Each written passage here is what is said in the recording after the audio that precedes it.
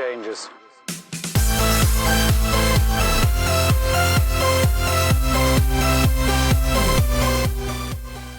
Hello and welcome back to Triple Tech, and welcome to my experience video with the Canon 500D.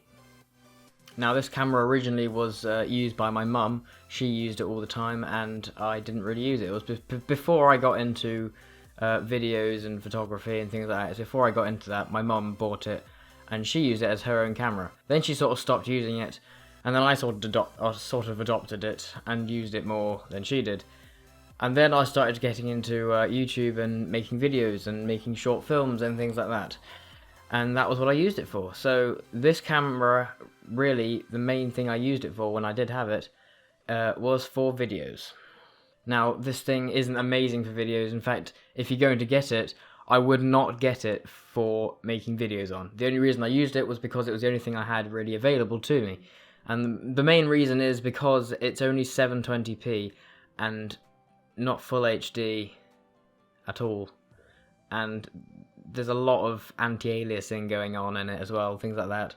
So it's not the best really at all. But for a photography camera, this is absolutely brilliant. The picture isn't absolutely incredible, but they're still very good for the price of the camera. And I think that if you're wanting to get into photography as like an entry-level camera, I'd say this is a brilliant camera to start off with for things like that. Now, the camera that I have now is the 700D, the Canon 700D, which is a few steps up from the 500D.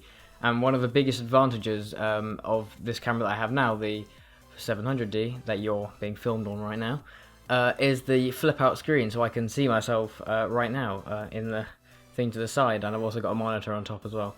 But I can use this, and also it's got a touch screen, so I can easily adjust the settings straight from where I'm sitting, really. So this really helps for knowing exactly how I'm in frame, how I look, make sure I'm properly exposed, things like that. Things that videographers and like myself find really important if you're in a position that you're filming yourself on.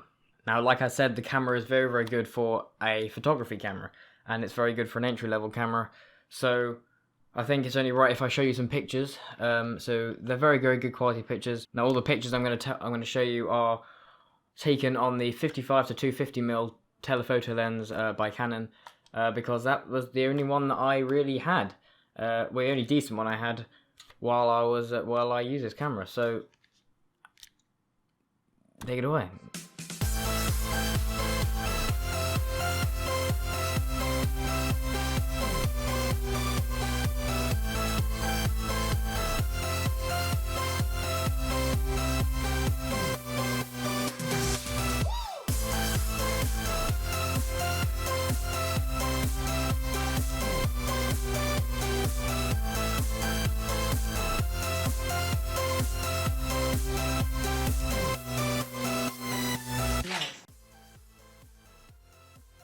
Now, as you can see, the picture does tend to overexpose quite a bit on this camera, so that's only on the auto settings. So if you were to use the manual settings, if you're really trying to dial down your image, then this camera performs perfectly fine.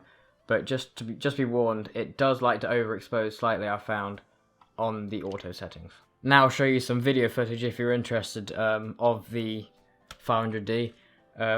Of course, it's not going to be as good quality as it is at the moment because it's only 720p, and a lot of it was filmed on a very bad lens, which my mum owned on an old film camera, which is, you know, a long time ago, and it's not the best quality camera either. So, yes, enjoy.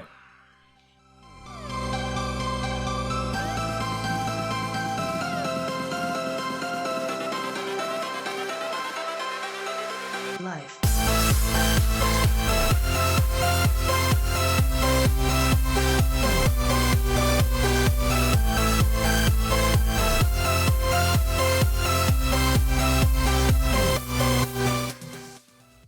So yes, I think if you were to put a better lens on it, then the video footage would be a bit better. Maybe a slightly lower f-stop, maybe lens. Then it'd be better at low light, and it will probably be sharper as well if it's a better lens than the one that I'm using most of the time. Well, I was using most of the time on that camera. So yes, but my experience with it was the camera that I learnt how to make videos on.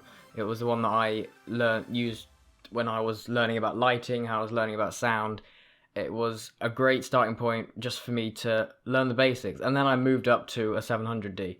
So if you're looking for a camera for photography, not videography, I don't think. I mean, it was a starting camera that I used for videography, but I didn't have access to a lot of the settings. The problem with this camera with video is that there is no way of getting, well, at least as far as I ever knew, is getting to change the settings manually. Things like exposure, ISO, things like that. I can't change them on the video setting on that. So that was a big problem on that. So I do recommend going for something a bit higher, something like a 600 or 650D maybe. That would be a better place to start, I think. Or going straight for the 700D if you can afford it.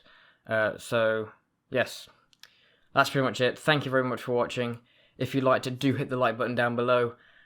And subscribe as well. That'd be lovely. Thank you very much. I'll see you in the next video.